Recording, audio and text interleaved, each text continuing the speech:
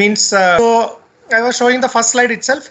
So the most common subtypes are undifferentiated pleomorphic sarcoma, liposarcoma, leiomyosarcoma, synovial sarcoma, and malignant peripheral nerve sheath tumors. And soft tissue sarcoma is a rare malignancy compared to all of the adult cancers, constituting less than 1%. And in pediatric population, it is much more common because of the RMS. It constitutes around 15% of the pediatric tumors. Metastasis, with up to 50% of the high-grade soft tissue sarcoma developing metastasis eventually, and they will die of the disease. So we all know that the prognosis is different among the sarcoma subtypes. If you are seeing the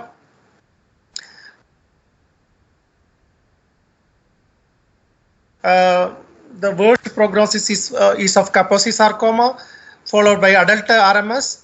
The pediatric RMS is much better. Adult RMS is prognostically bad. Vascular sarcoma, and total this is a total 5-year survival, constitutes around 50% of the patients have got a 5-year sarcoma. This is including both the localized as well as metastasis combined together.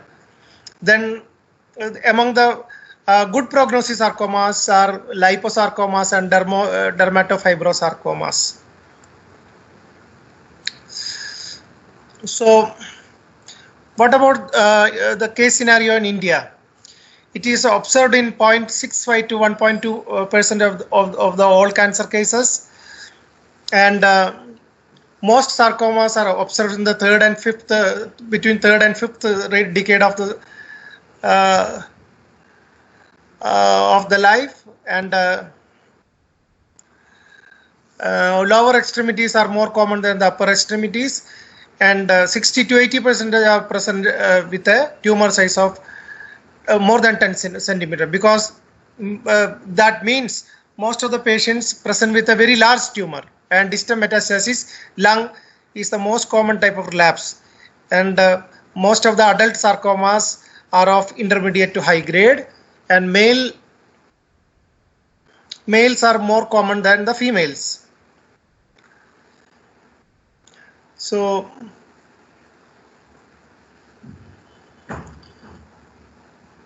sorry. So this is that WHO classification, which is present in most of the textbooks. I am not going to the details because many slides are there. Today's meeting for me to present. Adipocytic tumors, fibroblastic or myofibroblastic tumors, fibrohistiocytic tumors, then smooth muscle tumors, pericytic tumors, skeletal muscle tumors. There comes the RMS, embryonal alveolar pleomorphic spindle cell, vascular tumors of soft tissue. There comes the angiosarcoma, chondro-osseous tumors, extraskeletal osteosarcomas, GIST, nerve sheath tumors, tumors of uncertain differentiation. There comes synovial sarcoma and its subtypes, and the desmoplastic small round cell tumor, which is also seen in our clinical practice, and undifferentiated sarcomas. So how do you differentiate? Many of the sarcomas have got their own translocation. So morphological diagnosis based on histology remains the gold standard. However, certain ancillary techniques are useful, including IHC, cytogenetics, electron microscopy, molecular genetic testings. Most molecular testing utilizes FISH or PCR or NGS.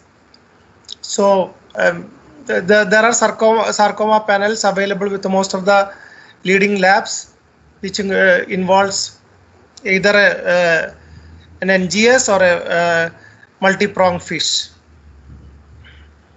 We all know that the characteristic translocations related with most of the sarcoma. If you don't know, you have to study because it is very much important for the treatment of sarcomas. Alveolar RMS comes with a 213 113x2 translocation.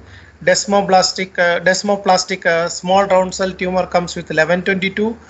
Embryonal RMS has got many complex alterations.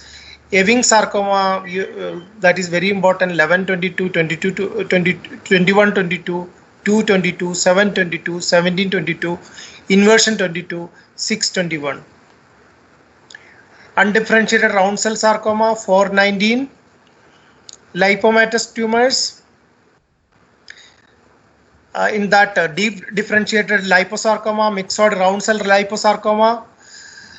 Myxoid round cell liposarcoma is chemosensitive, especially to trabectedin. So you have to see that it is presenting with 1216 or 1222 translocations. Pleomorphic liposarcoma is presenting with complex alterations. Alveolar soft part sarcoma, angiomatous fibrous histiocytoma, clear cell sarcoma. They have got 1222, 222, 1216, 1222 again. Desmoid fibromatosis, trisomy 8 or 20. Endometrial stromal sarcoma, 1017. And epithelioid sarcoma, inaction, deletion, mutation of INI1. Then important thing, leiomyosarcomas, again complex alterations. Mesenchymal chondrosarcoma 818, synovial sarcoma. This is important. Synovial sarcoma, most of the labs are having this panel. X18, X18 translocations, and so there is a plethora of translocations. Most of the labs are presenting with some panel or the other. Otherwise, you can go for an NGS. So how do you approach a case of metastatic or unresectable disease? Systemic therapy based on several factors, histologically driven treatment, and biological behavior of the disease. Patient-related factors are health status and preference of the patient, because some patient does not want to go for a double agent chemotherapy, especially elderly people. Median survival of the advanced cases are 12 to 19 months. That is very important. So metastatic soft tissue sarcoma lives around 12 to 19 months, and the around 20 to 25% of the patient live around 2 to 3 years. So which are the molecules available? We know that in the last 10 years, 15 years, many molecules got approved. Among these, trabectedin got approved in 2007 for all sarcomas in Europe. Pazopanib got approved for all sarcomas except liposarcoma in Europe. Gem and Dosi got approved all sarcomas 2015. Leiomyosarcoma and liposarcomas are the double L ones. Trabectedin. Translocation related sarcoma, trabectedin again. Liposarcoma, eribulin. And eribulin is approved in Europe and US for liposarcoma. In leiomyosarcoma in Europe, again leiomyosarcoma in Europe, GEM and GEM dacarbazine have got approved. Alveolar soft part sarcoma, anti-angiogenic agents have got approved. Angiosarcoma, this is very important because it is taxane sensitive, especially good response to paclitaxel. And all sarcomas, high dose IFOs and undifferentiated pleomorphic sarcoma, again high dose IFOS is used, got approved, and dacarbazine again leiomyosarcoma, solitary fibrous tumors. So these are the molecules got approved around 3 to 4 years back. Now again tazimetostat, a few other molecules have got approved, and a few target agents. We are coming to those slides in the coming presentation.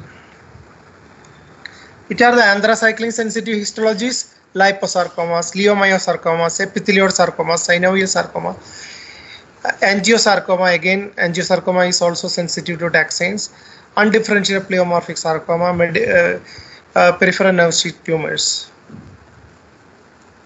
How do you approach a sarcoma? You have to see whether it is localized or metastatic. If it is localized, whether they are chemosensitive sarcoma. If they are chemosensitive sarcoma, you have to use either neoadjuvant or adjuvant treatment.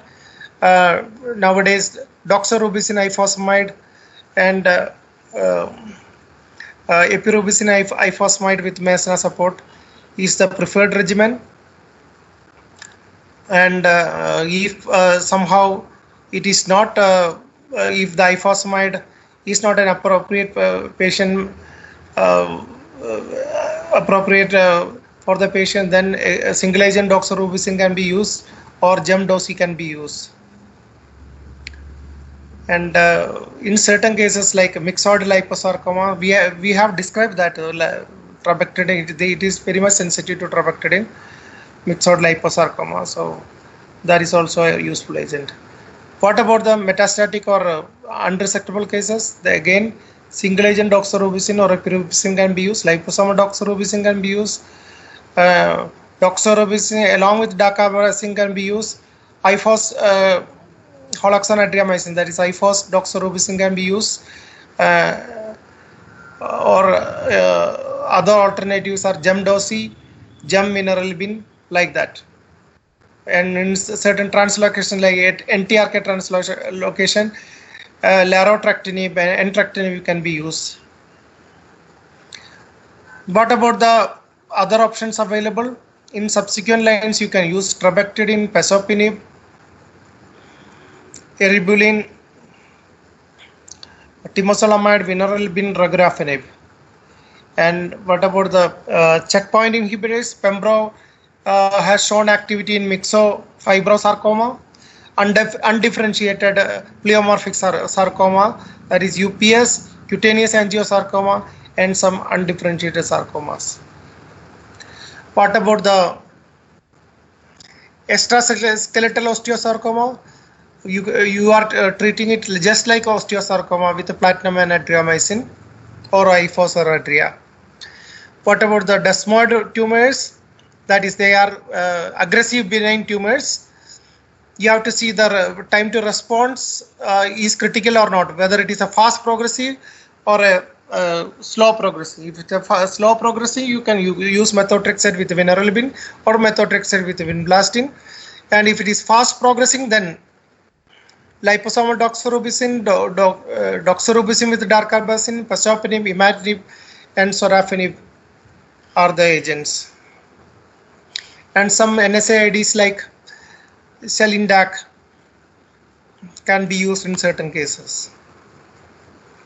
What about the RMS? We know that VAC and related regimens, or Y, that is vincristine, actinomycin, ifosfamide related regimen, irinotecan, topotecan, IFOS with adria, IFOS with etoposide. These are the agents. What about the angiosarcoma? We have described that it is taxane sensitive, so taxane, Paclitaxel or dosi are should be there in your treating regimen. Anthracycline or gemcitabine regimens can be used also. And they are angiosarcomas, they are sensitive to bevacizumab, so VEGF inhibitors like bevacizumab, pazopanib, sorafenib, sunitinib can be used. Again, solitary fibrous tumor. That is also a aggressive benign tumor, bevacizumab, temozolomide, sunitinib, sorafenib, pazopanib. Then tenosynovial giant cell tumor, pexidartinib, imatinib, alveolar soft part sarcoma, sunitinib, pazopanib, pembrolizumab. Here they have used checkpoint inhibitors. And PEComa. PEComa is the aggressive benign tumor. There are mTOR inhibitors like temsirolimus, everolimus, sirolimus are used. So these things you have to keep in mind, because after first line or second line, you have to see what are the agents we can use down the line. Anaplastic ALK translocation in inflammatory myofibroblastic tumors can be used treated with crizotinib and brigatinib. And this is a recent approval. Palbociclib is sensitive in well-differentiated, dedifferentiated liposarcomas. So, and what about the epithelioid sarcoma? Tesimetostat, again a new agent, can be used. Dermatofibrosarcoma protuberans, imatinib is very active, and sunitinib can also be used. Extraskeletal myxoid chondrosarcoma, sunitinib and pazopanib can be used. Which are the sarcomas going into lymph nodes? Synovial sarcoma, clear cell sarcoma, angiosarcoma, RMS, epithelioid sarcoma. And this is very important for the treating physician. There is a disconnect between the tumor response and the disease stabilization. So even in cases where the treatment is successfully killing the malignant cells, image wise, because of the hyalinized acellular tissue component, you may not see a response.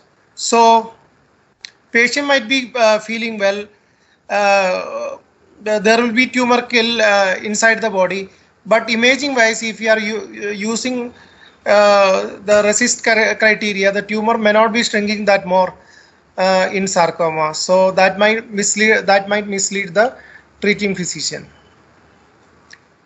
So coming to the specific sarcoma treatments, here the first line treatment of liposarcoma.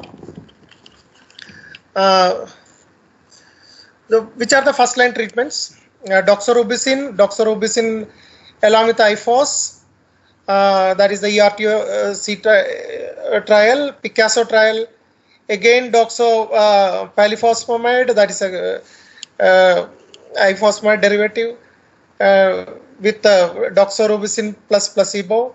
The SARC-21 trial, doxorubicin versus doxorubicin evosfamide. And the JEDIS trial, doxorubicin versus gemdosi. So these are the first line trials. What about the doxorubicin?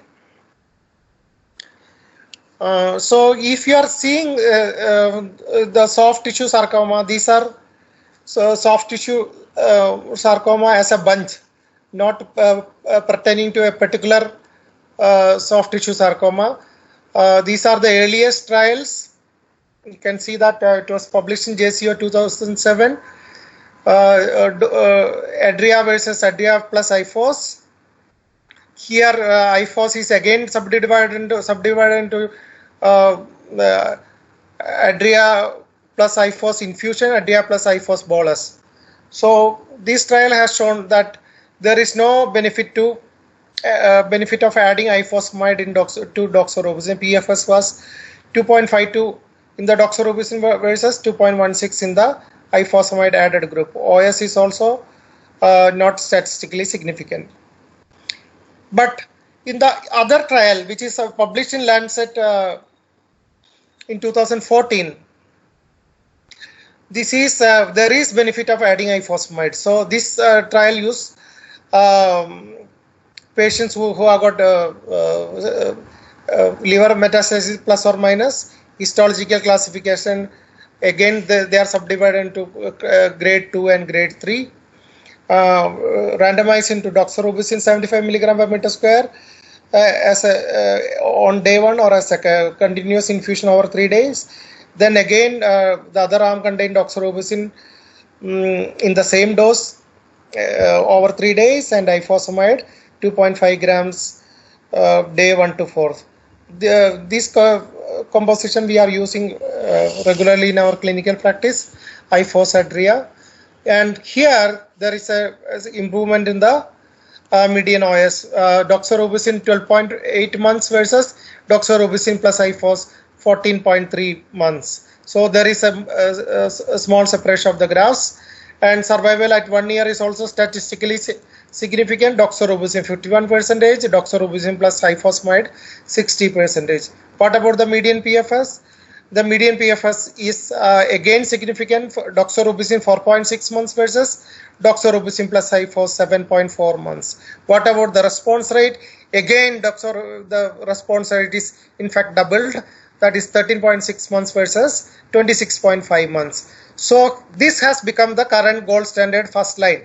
Doxo and ifosfamide remains the standard option in patients who are in need for a response prior to surgical resection or with a symptomatic metastatic disease who needs a rapid response. What about adding palifospamide? That is shown in Picasso phase 3 trial.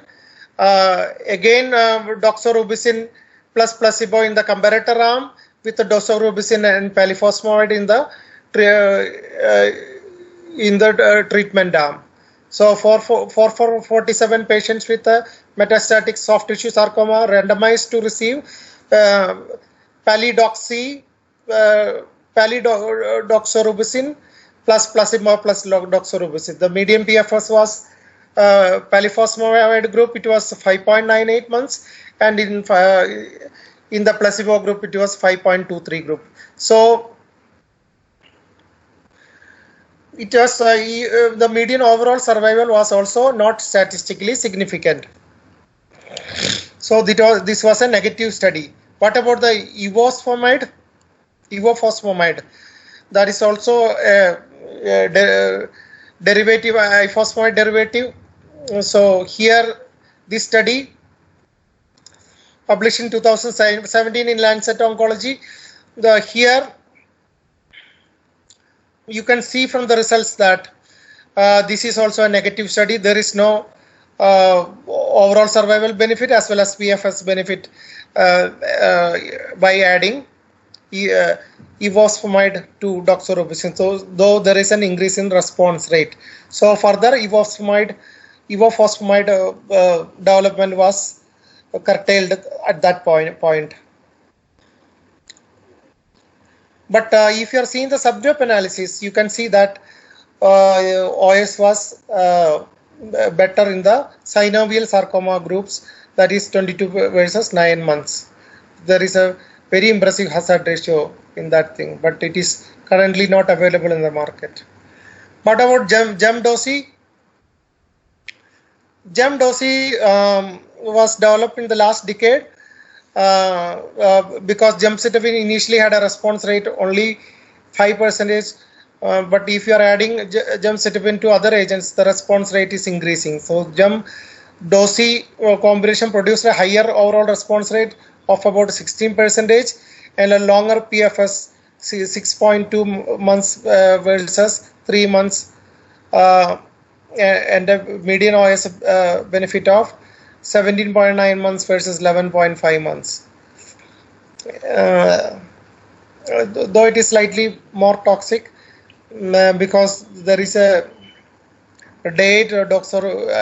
docetaxel in that regimen, which is not tolerated by elderly people that well.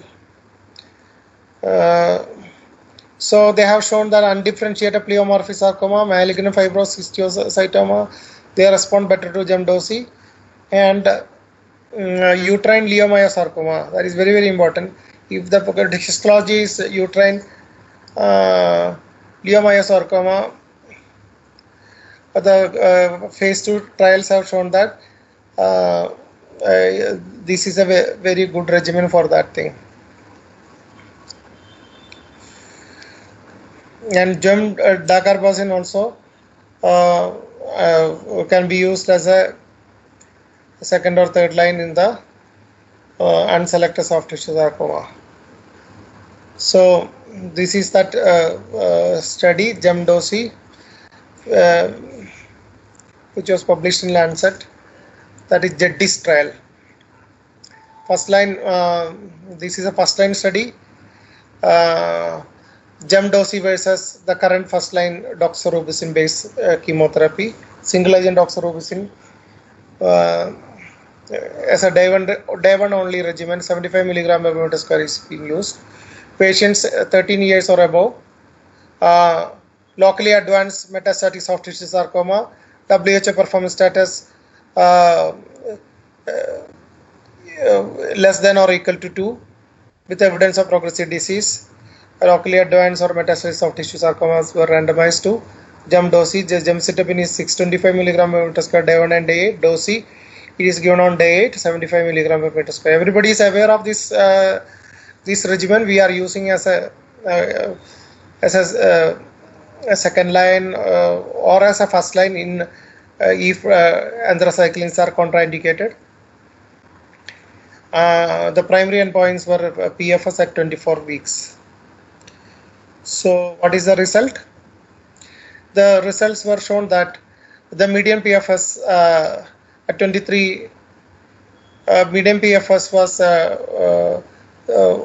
23 weeks for doxorubicin, and GEM-DOSI again 23 weeks.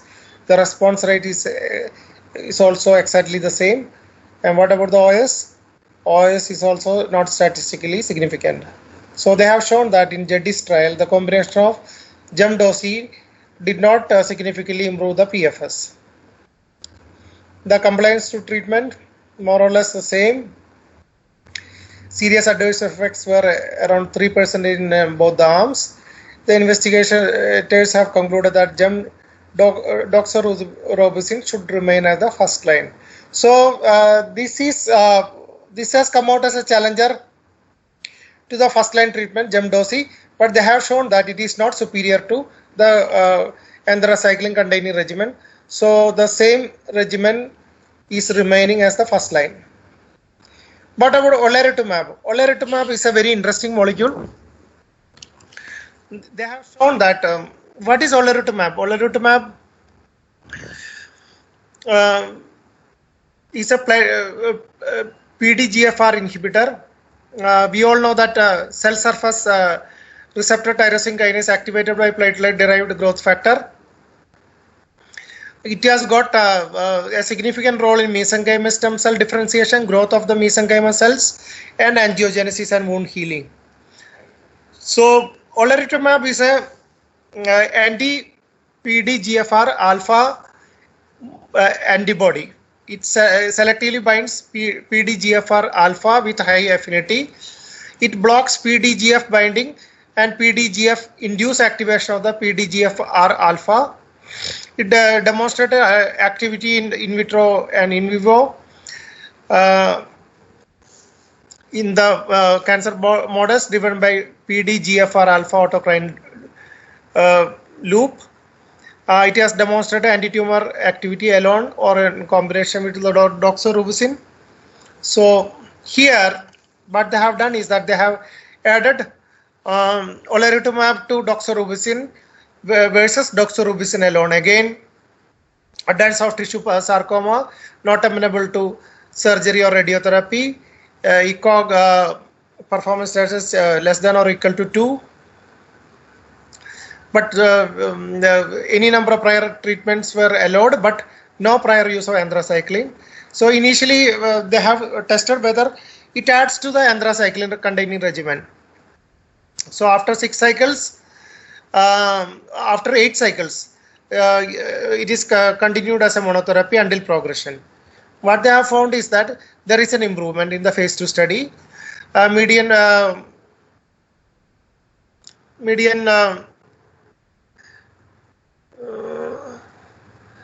PFS is 6.6 months versus 4.1 month, and here independent assessment, they have found that the results are even more impressive, 8.2 months. In the investigator assessment, it is 6.6 months. If you are seeing the graphs, you can see that there is a separation, clear separation between the curves. So overall survival also there is an improvement. There was an improvement. That is median of OS. There is a benefit of plus 12 months. That is 26.5 months versus 14.7 months. Yeah, but what about the phase 3 study that is announced, that is presented at ASCO 2019? That was a recent study. I listened to that study in the live audience. So what they have shown that is a negative study. So that was a big disappointment. Olaratumab versus olaratumab plus doxorubicin versus placebo versus plus doxorubicin. The study did not meet the primary endpoint of OS prolongation in either OS population. That is 20.4 months versus 19.7 months. So that was the end of olaratumab. So it was not developed further onwards. It has not hit the markets. Median PFS was also, in fact, lower in the investigational arm. So we are coming to a second line treatment of liposarcoma. This slide is very, very important. So for the students, you can see that how to approach the second line treatment. So you have to select your treatment based on the histology, as well as if it is not fitting into any other histology, then there is a non-histospecific options also available. Which are the non-histospecific options? Gemcitabine based containing regimens like that, Gemdosi, something like that, you can use. But if it is a liposarcoma, eribulin definitely comes in the second line. And if it is a L sarcoma, that is leiomyosarcoma or liposarcoma, then trabectedin can be used either as a second line or as a third line. So what about non-liposarcoma? If it is a non-liposarcoma, then pazopanib can also be an option, either in the second line or down the line.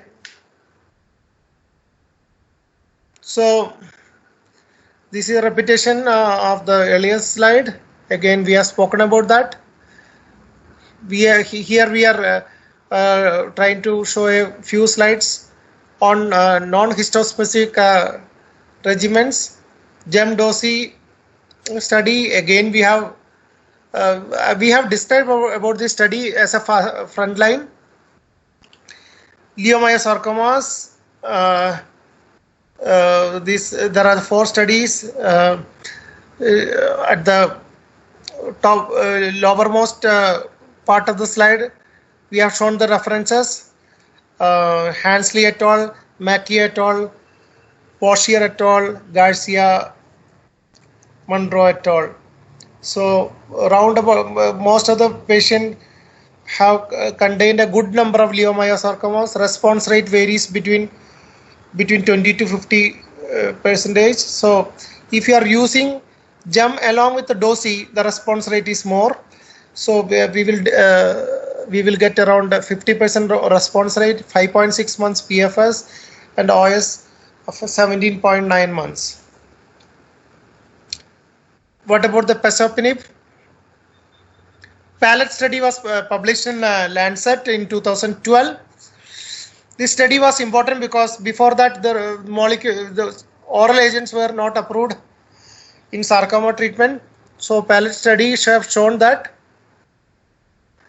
there is a impressive 4.6 months PFS compared to the placebo, which was shown a PFS of 1.6 months. OS is also 12.5 months versus 10.7 months.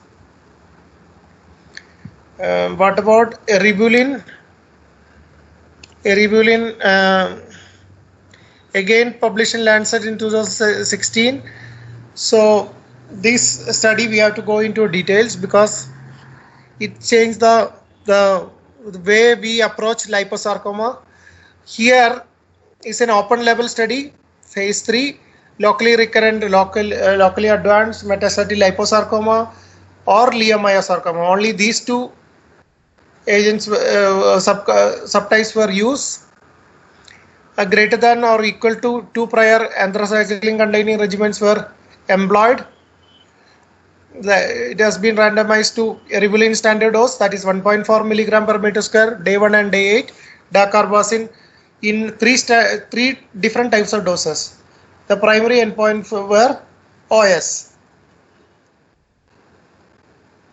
Why OS? Because eribulin, it changes the tumor microenvironment and tumor vasculature.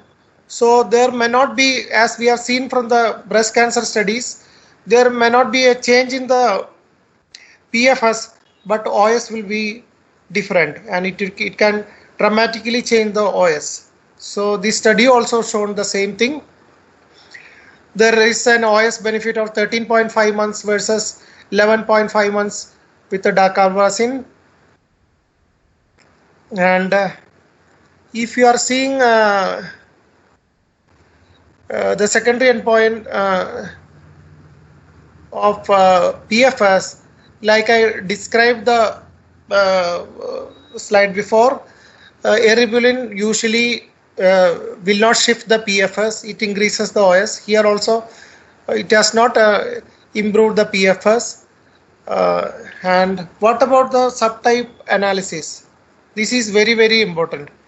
So if you are seeing the liposarcoma subgroup, you can see that the OS is in fact doubled. So it is 15.6 months versus 8.4 months in the dacarbazine arm. So 7 months OS benefit with a single agent was unprecedented in the sarcoma treatment. So if you are seeing the subtypes of liposarcoma, this slide is very, very important. If you are seeing the subtypes of liposarcoma, OS benefit is observed in all subtypes. That is, mainly the 3 subtypes are dedifferentiated, myxoid round cell, and pleomorphic.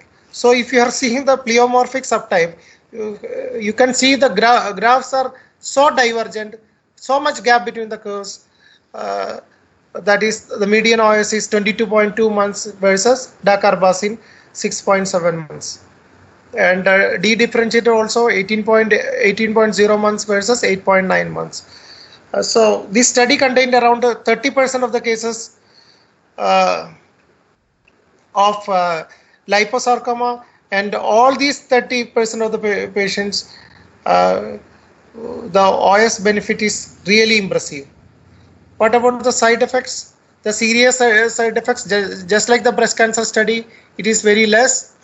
Fatigue, nausea, alopecia, constipation, asthenia, anemia, vomiting, headache, all are there. But if you are seeing the grade 3 and above toxicity, it is very, very less. You can see that leukopenia and neutropenia are there around, neutropenia around 20% of the cases, leukopenia around 8% of the cases, grade 3.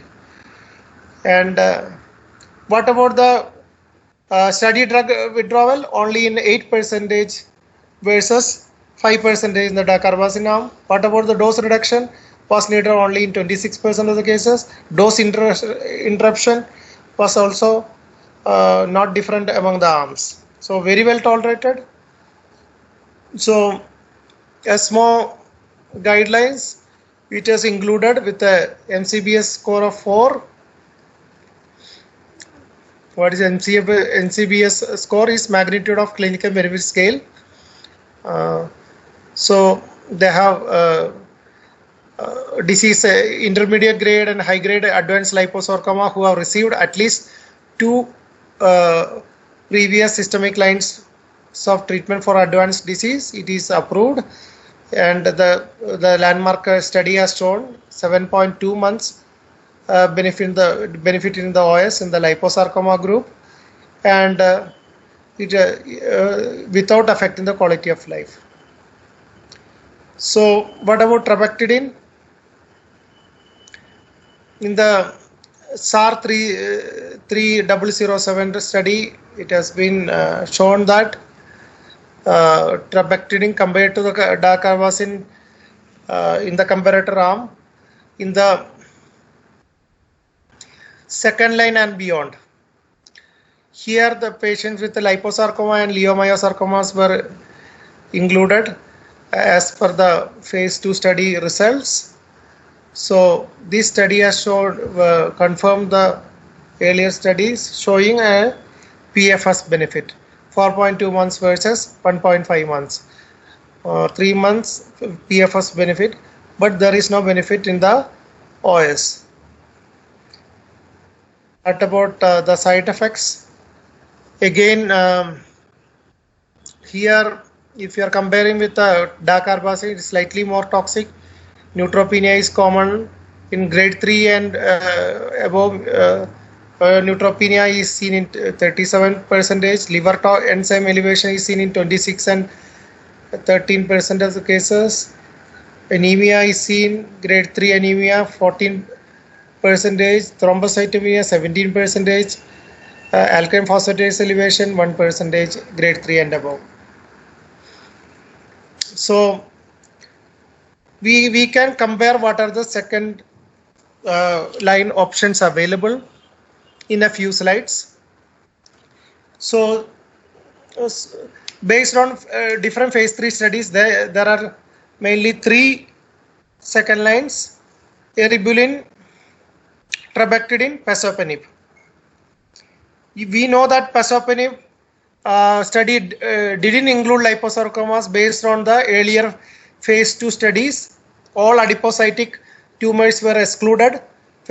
So in the phase 3 study, no liposarcoma were included. It was one of the exclusion criteria. So it will not act on liposarcomas. Leiomyosarcoma, both eribulin and trabectedin are options. And in liposarcoma, again both are options, but liposarcoma, eribulin shows an impressive OS benefit. So liposarcoma, eribulin should be your treatment in the second line.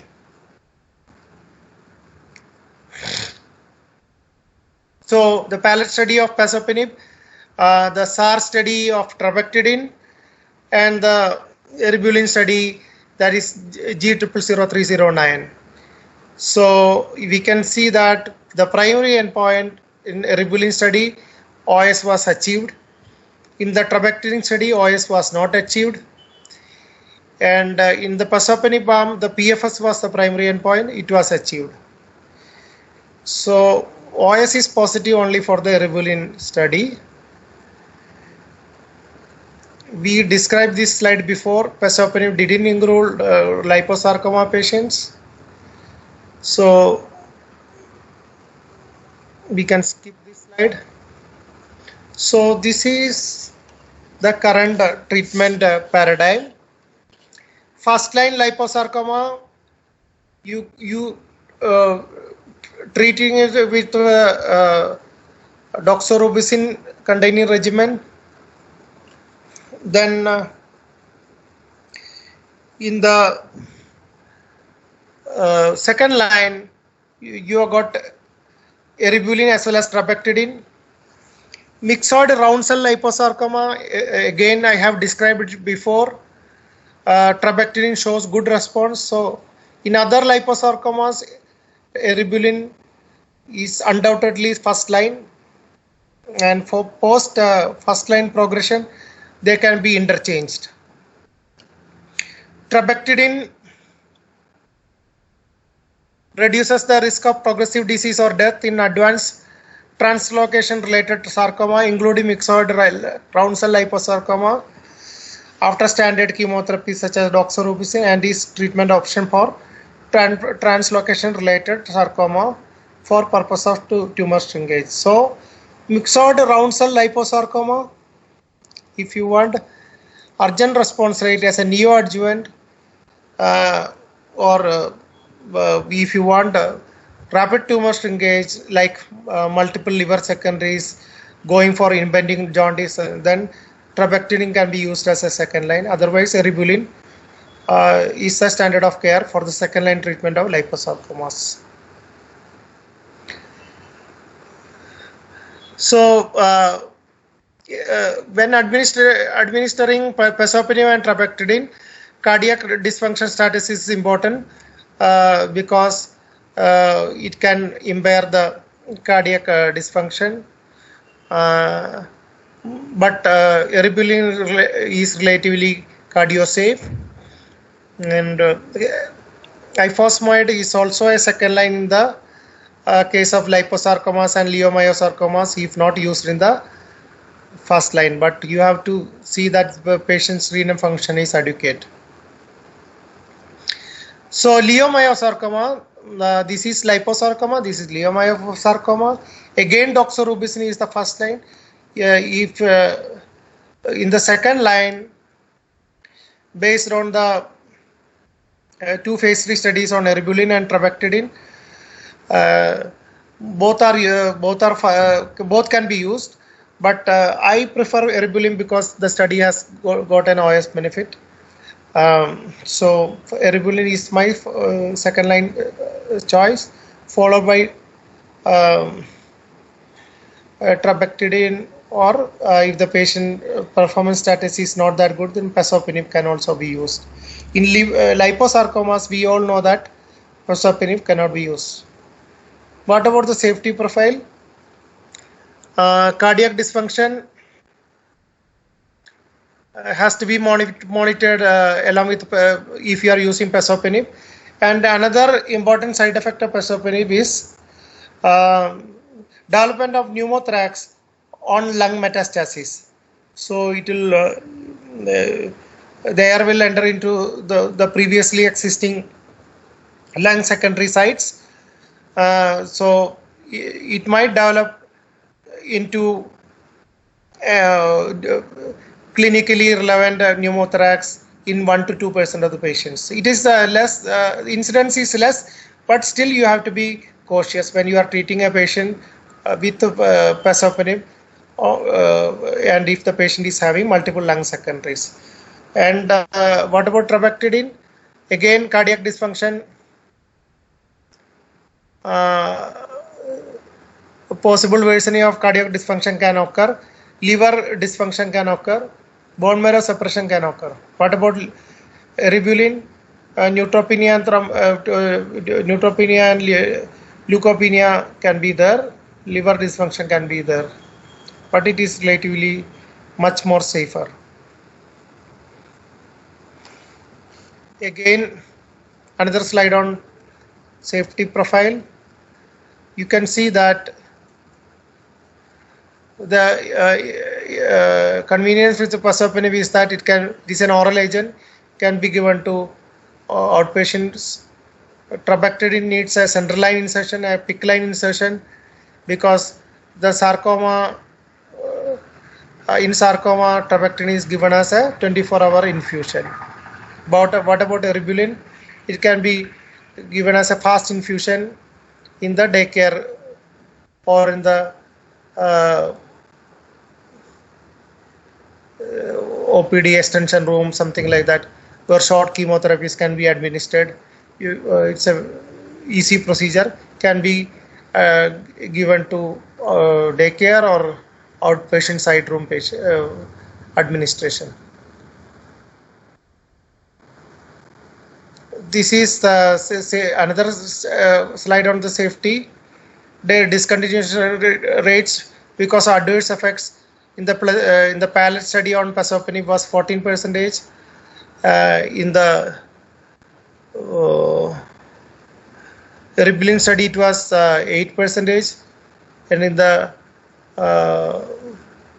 other study, trabectedin study, it was 13%. So eribulin has got low treatment discontinuation rate compared to trabectedin.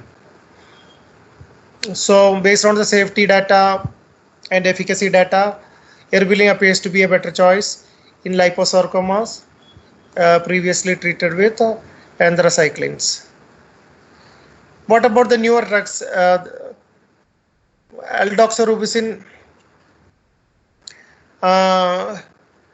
This can be a potential, though it was tested and presented in the ASCO abstracts in 2017 as a second line option.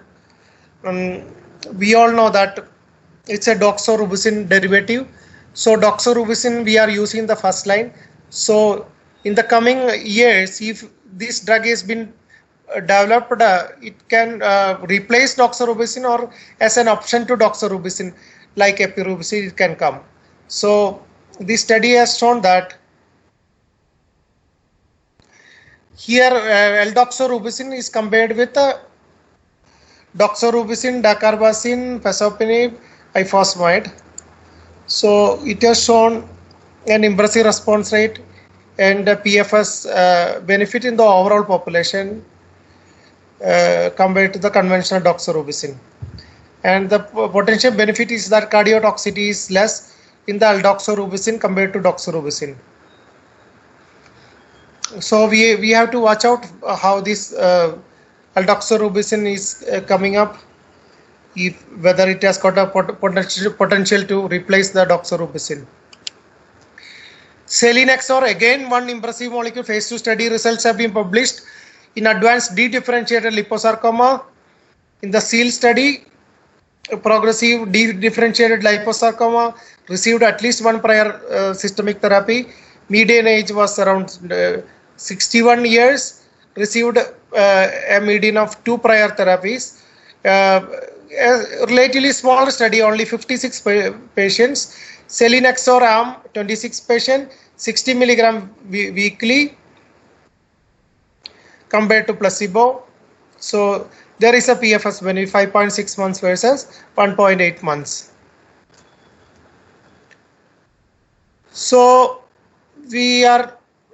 what we have learned today in today's presentation is that, so big presentation, around 70 odd slides.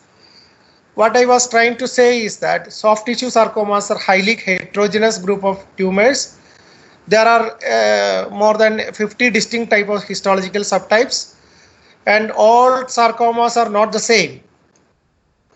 And many are chemosensitive, many are not chemosensitive. And doxorubicin based chemotherapy remains the gold standard in metastatic and locally advanced soft tissue sarcoma. Emerging new treatments, eribulin, we have seen that there is an OS benefit, especially in the liposarcoma, the OS is doubled. Trabectedin in liposarcomas and leiomyosarcomas, there is a PFS benefit, but there is no OS benefit. It is given as an infusion. Pazopanib in all sarcomas except liposarcoma. Again, there is a PFS benefit. OS is not OS benefit is not found.